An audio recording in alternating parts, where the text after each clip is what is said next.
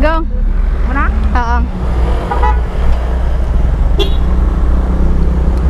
So, take off na kami, guys. So, mga 3 hours pa?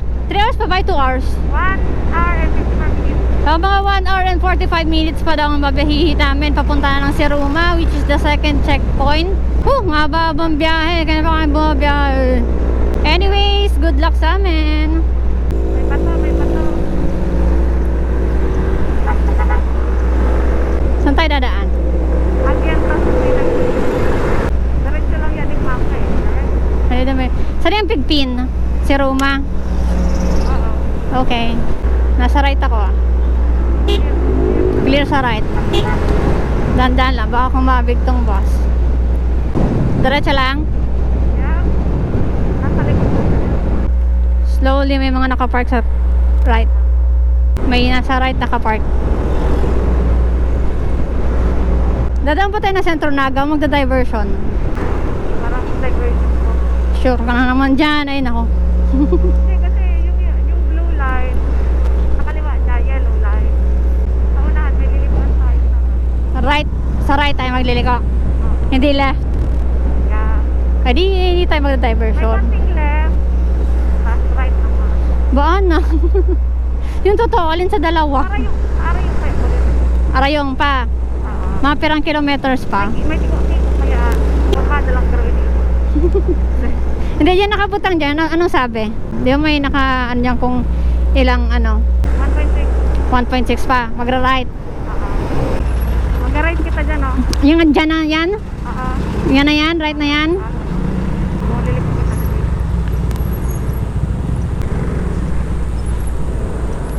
Correct. Tama.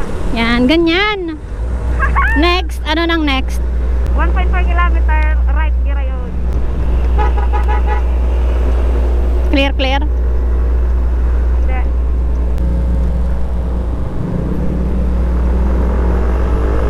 At this moment, medyo napapansin ko na parang hindi ata tama tong route namin. Hindi ko sure if shortcut ba to or napalayo ata kami. Kasi nag-base lang naman kami sa Google Maps. So alam nyo na kapag Google Maps, hindi nyo sure kung long cut or shortcut yan. If ever man shortcut, expect nyo na yung dadaanan nyo ay hindi ganun kagandahan. Kaya etong dinadaanan namin, kung napapansin nyo, sobrang tagtag at sobrang galaw ng aking front cam. And kung mapapansin nyo, sa likod, medyo madami-dami kami. Kaya medyo kampante din ako na marami kaming na-scam. Kaya kung sakali man na malitong dinadaanan namin, at least meron kaming mga kasama. Actually, nung una, feeling ko mali ata yung nadaanan namin. Kaya lang sa unahan, meron kaming nakita or nadat na natatlo din na rider na nakastop. So, feeling namin parang nawawala sila. Kaya, medyo nagbida-bida kami. Kaya tuloy-tuloy pa rin kami bumiyahe. So, ngayon, 6 kaming dumadaan dito. At as in, wala talaga kaming kasabay or nasusundan man lang. Feeling ko, hindi ko na nakuha na dito sa camera yung pag-stop namin para i-check yung Google Map na nakaitwini kung nasa tamang route pa ba kami. And dun pa lang yung time na na-realize ko na mali talaga yung nilikuan namin. So, since nasa kalagitnaan na kami, there's no turning back. Kaya sabi ko, rektahin na natin or dire-diretsohin na natin tong Google Map. Hanapin na lang natin yung labasan para makalis na tayo dito. Kasi as in, sobrang tagtag talaga ng kalsada dito. May mga times pa na nalaglag talaga kami ni Cassie nung ako na yung nag-spearhead. Kasi sobrang nagmamadali talaga kami kasi time consuming kung sakali man napalayo kami. And at last, we're back on track. So, nakita ko tong iba pang participants na nagpipicture dito sa tulay. So, ba talaga ako naka-feel ng relief. Like, yes, nasa tama na kami ulit. Kasi ang inaalala ko talaga kanina kung sakali man na may maaberya. Sobrang kawawa kaming 3 babae lang doon. Pero buti lang may kasabay kami. Kaya medyo may makakatulong sa amin. Pero wala eh. Kailangan talaga namin magmadali. Hindi ako familiar sa lugar na yon. Kaya yung mga taga-Kamsur na papanood nito, baka alam niyo kung saan yung nadaanan namin. Kaya nakita ko yung arko na may tinambak. Sabi ko nasa tama na talaga tayo. So, let's go. Bilisan na natin. Anyway guys, kung nagbabala kayong pumunta ng Siruma, ganitong road condition ang i-expect nyo. So, kung yung motor nyo or yung sasakyan nyo hindi maganda yung suspension, ramdam nyo talaga yung tagtag ng kalsada. Hindi pa kasi siya naka-asfalto, kaya hindi pa smooth ang takbuhan dito. Idagdag ko na din, may mga part dito na parang biglang lumulubog and hindi siya ganun ka-noticeable. And please be extra careful sa mga tumatawid dito. dito. Kasi during this event, may isang participant na kamuntik na niyang masagasaan yung bayawak. Bigla na lang daw kasi tumawid galing sa damuhan. Kaya magdoble ingat po tayo. Pero even though na ganito naman yung road condition, sobrang worth it talaga na mapupuntahan nyo dito. Sobrang solid ng dagat dito as in. Sayang nga lang hindi namin napuntahan, pero sana one of these days mapuntahan namin ni Vinci. 82 kilometers later. Thank you, ma'am! Okay ka na dyan? Sige po. Ingat! Uy, alat! Isetang mo na sumapa, girl! Isetang nga na sumapa, maridonig dito. Baka masala na naman ako. Yan ang tala. Thank you na nga duman. San Jose, kumayad ko City Hall. Basta dyan. Basta San Jose kita. Hindi, magmuro mo na kita. Wala pa ka signal. Take off na kami ng Siruma. Maganda dito kapag hapon or madaling araw. Di ba ako nakakatayo dito? Hindi ka nakakatayo. Hindi, natakot ako. Ano? Para kasi Masyadong malapit siguro yung ano mo. Lang ano. I'm scared. Hindi si Vinci talaga straight na straight yung body niya dyan sa Hindi ADB. ko straight. Like ka, may fear. Siguro kakapantay kaya. Pero hindi ko talaman. Wee! Wee! May hangover kami. Dahil mag-over. Slowly dito sa pagbaba ah. Kasi nagwa one way na to. Okay. May mga pasalubong din ng kotse.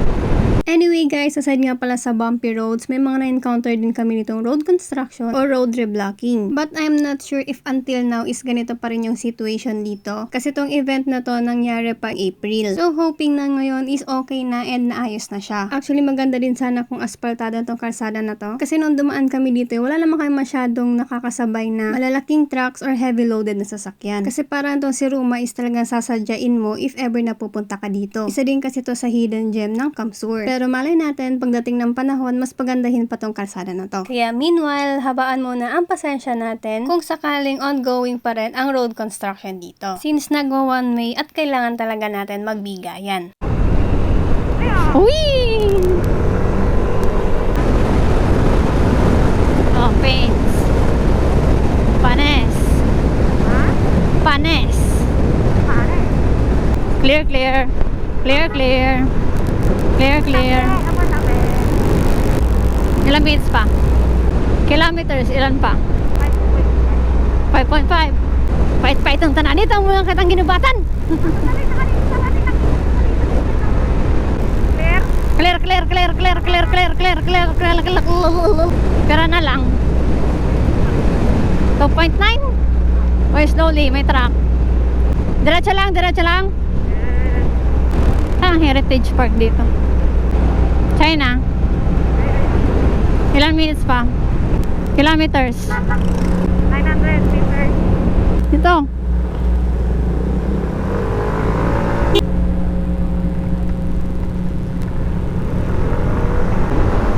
Sana. Sige lang. 1.9 pa din.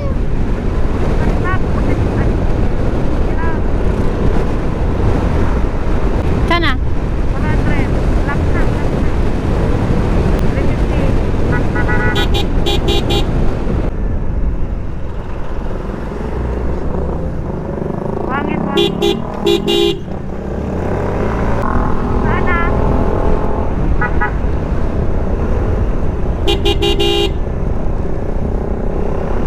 Diretso lang ba? Diretso. Diretso pa din? 0 meters. Ha? 0 meters. Sana ba? Sana ba?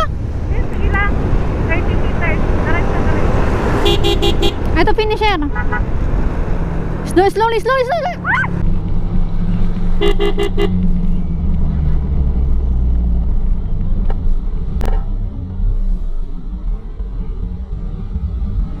Slowly, slowly, slowly, slowly.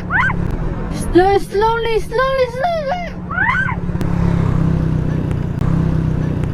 Oh,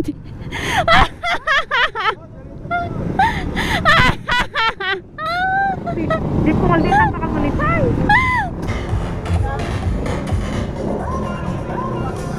Ano, kilala mo pa ako? Kilala mo pa ako? Kilala mo pa ako? Downshift Casey, congratulations po. Welcome back. thank you po. Thank you po. Kitang-kita ko si Chay. Grabe kayo. Nag Kasama niyo ako. Buti hindi ako lumiko. Tinignan ko pa rin yung ano. Medyo kalat-kalat po ang mga old houses dito, but this is yung pinakamalaki po. Thank you po. natin. Yan, we're here. Where are you? May finisher tarpaulin Here. po. Sige po.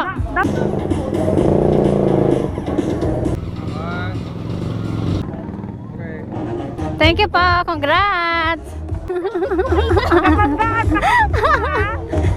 Kadakulong finisher. Di mo nakita. Tawa na ako guys. Sa pahinga lang muna ako. And baka later on, bumiyahe na din kami pa uwi. Pahinga lang konti. Kuha ng kits and baka kung maaga-aga pa, uwi na tayo. Wala pa. So yun guys, nakatapos din tayo, nakafinish din tayo. Grabe, even though na 300 kilometers lang siya, grabe yung pagod kasi puro talaga siya biyahe. Ang lalayo ng checkpoint, isa yun sa nagpapadagdag ng pagod, yung layo ng checkpoint. Even though na 4 lang siya or onti lang siya, mananawa ka talaga sa biyahe. Worth it yung pagsadya sa Siruma, sobrang ganda. Lalo na siguro kung mapuntahan nyo yung beach, tapos makapag-hiking kayo doon. Siguro sa sunod, kapag nagkaroon na kami ng time ni Vinci, babalik kami doon. Now, uwi na ako! Grabe yung excitement na na-feel ko kanina. Kasi first time ko mapuntahan yung mga lugar na napunta namin kanina. Thank you again, Mayor, sa event na to. Ayan, sa nag-invite sa amin ng mga content creators. Thank you so much. Thank you din sa Adriatico para sa aking merch. Memory PH para sa aking Team Max S Pro na Freedcon. Rinig na naginig yung mga chikahan namin ni Twinnie dyan. Hindi ko siya matatranslate isa-isa, kaya na bahala kung anong maintindihan nyo sa pinagsasabi namin. Ayan, hanggang dito lang siguro aking vlog. Salamat sa panonood, sa paglalike, sa pag-share. Pasensya na sa mga nagingin ng sticker, hindi ko nadala. Nagpagawa pa naman ako. You know the drill. Ride safe. Peace out.